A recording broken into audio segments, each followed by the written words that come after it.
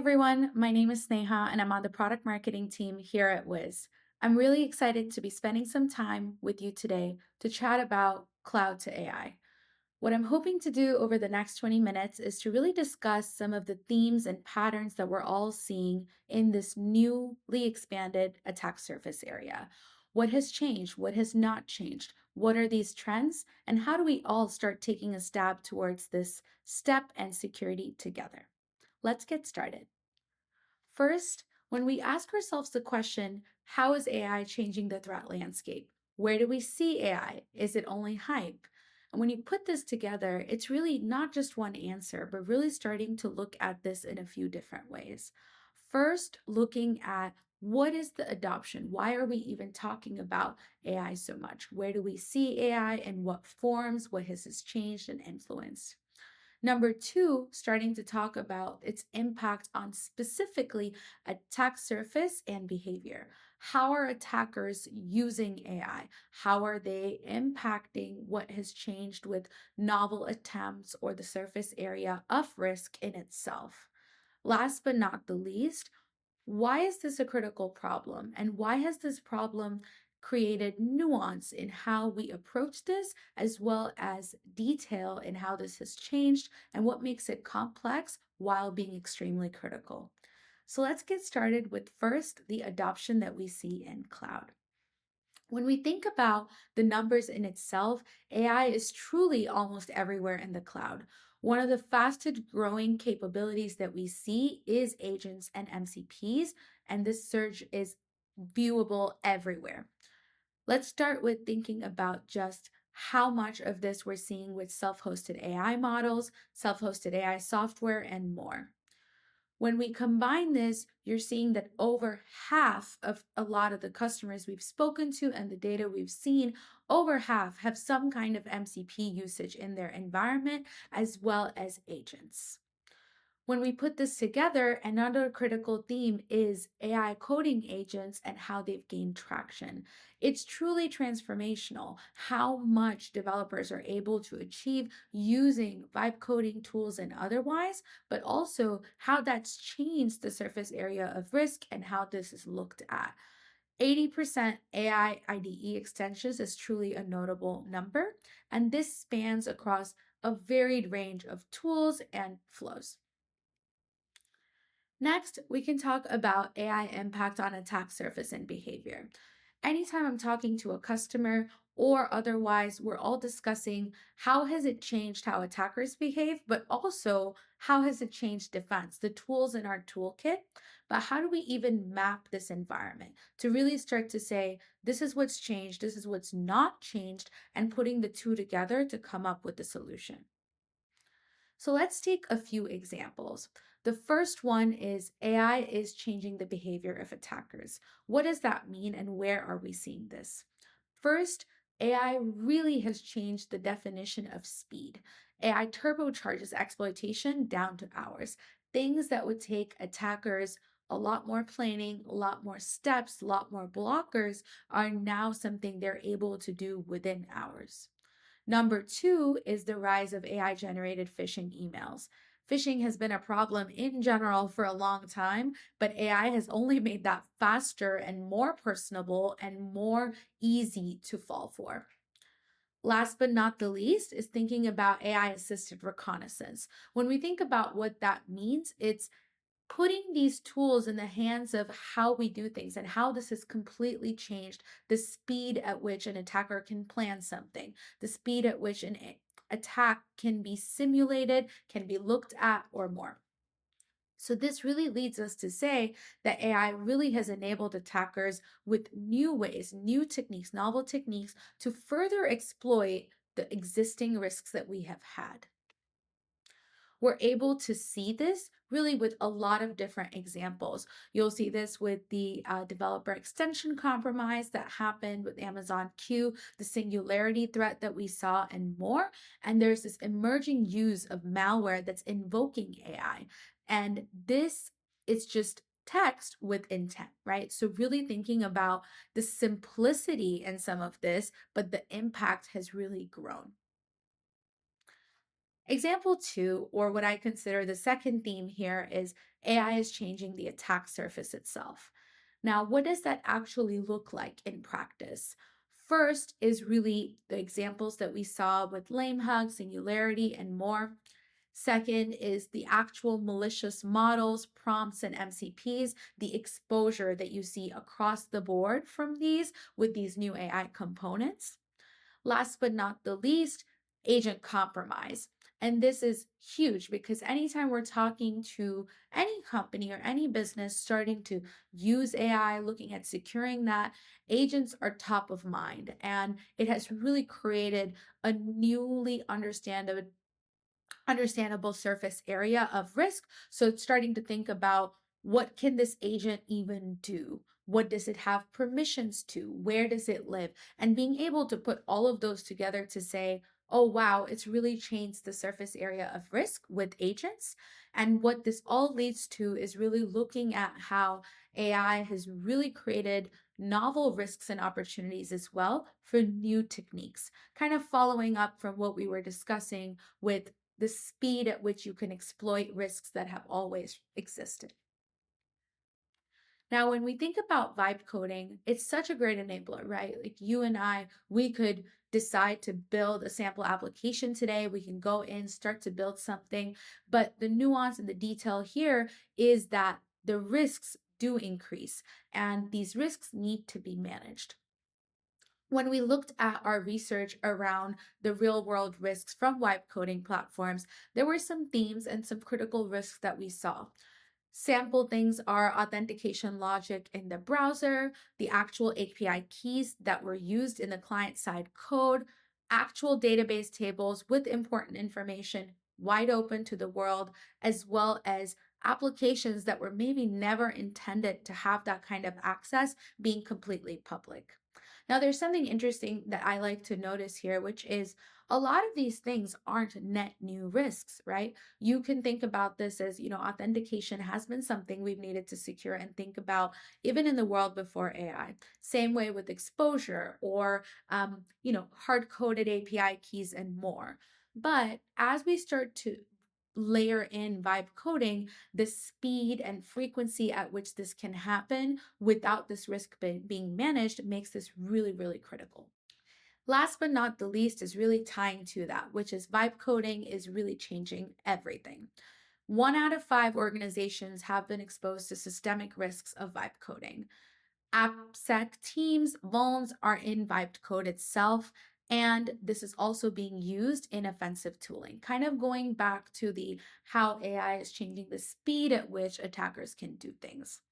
This really leads us to being able to say that AI is expanding the known attack surface that we have with AppSec, but it's also creating novel exploitation opportunities.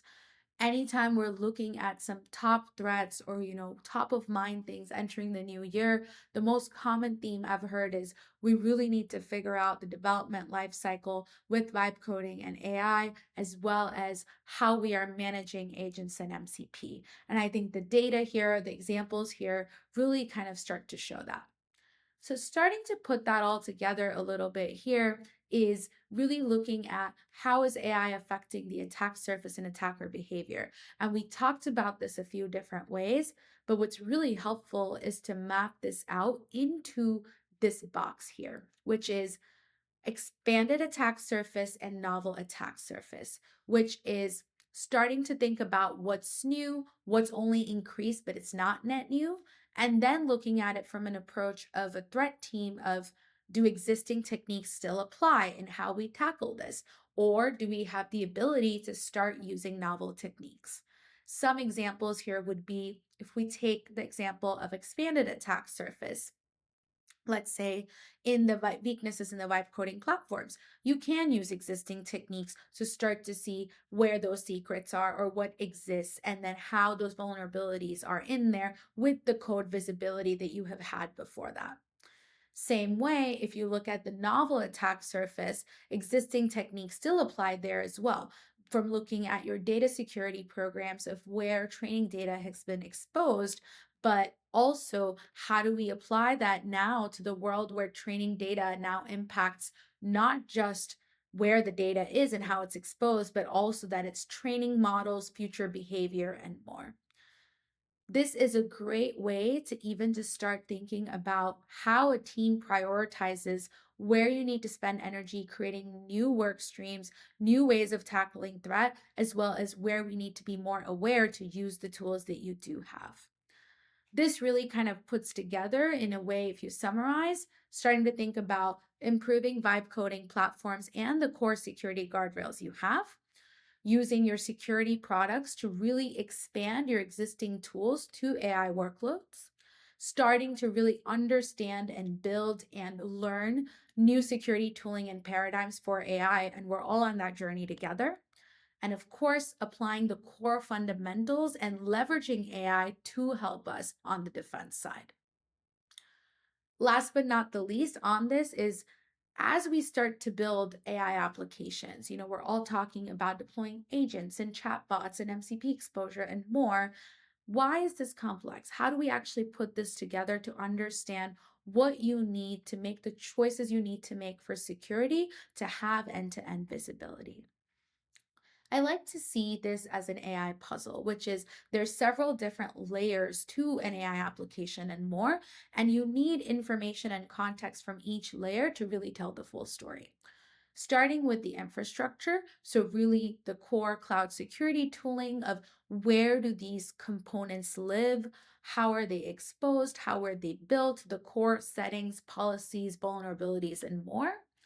You're then starting to look at the brains of a lot of the things that you build, which are the models themselves. So, starting to look at where you may be at risk for prompt injection. Are there guardrails in place? What is actually even in use? Is there shadow AI there? Then connecting the dots to data, and I'd even include access here. So looking at what is exposed, what is the training data that's being used, what kind of permissions can the agent assume, what is it able to do, because that's where you can look at true risk. And last but not the least is putting that all together for the actual application that you are building. That true application layer, not only from the build side, but all the way to runtime, which is once you are deploying the application, what should you be noticing? What is it doing? Do you need to notice a rogue agent? And really giving you that end-to-end ability to secure end-to-end AI applications. And this is critical for us to be able to solve this challenge together. The way I like to kind of tie this back together is the reason this is complex is because each AI layer really does behave differently and it lives in a different place and hidden attack paths are coming together. You take models, for example, each type of hosting model exposes different logs, controls, risks, and it really makes you have to have the nuance of visibility to say, can we really see all models or certain types of models, or how do we tackle that? Then we look at agents. Agents are truly able to start taking actions by themselves, which means this can be across systems. This can have ripple effects. So anything that you have that may be inconsistent guardrails or boundary issues with permissions, or even the ability to have lateral movement and more, it makes it a challenge to say, what could this agent do that I maybe can't even see just yet? Then we look at data pipelines. As we know, data moves across our environments. And the interesting thing about AI is not only is data moving, but a lot of the times based on what you are training these models on or otherwise, sometimes the outputs are also creating more sensitive data. So the importance of being able to see this movement, being able to understand how it's actually classified, can you trust that, and being able to have controls is critical. And last but not the least is the applications itself.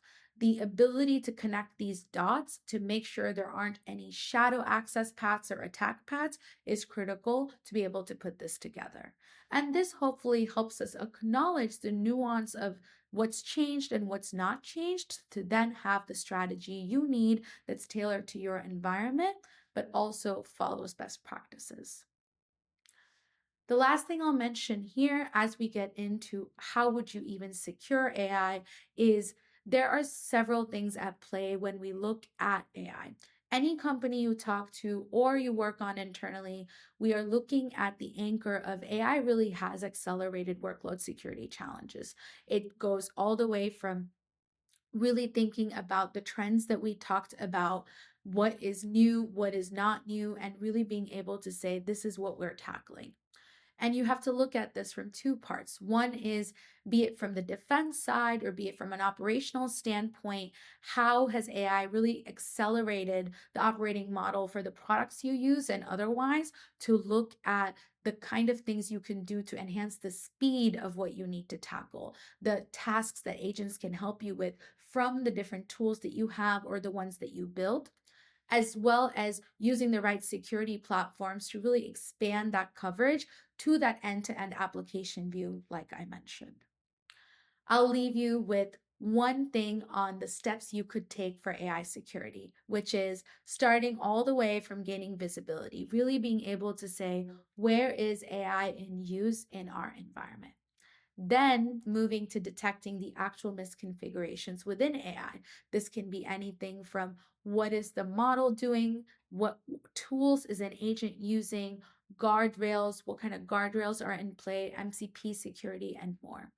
You then are able to kind of put that together to say, where is our risk? How do I actually secure what kind of exposure AI has created, not just for itself, but for everything it touches? Being able to look at the context you need to say, here is the risk, here is the issue that we need to tackle to make sure this is secure.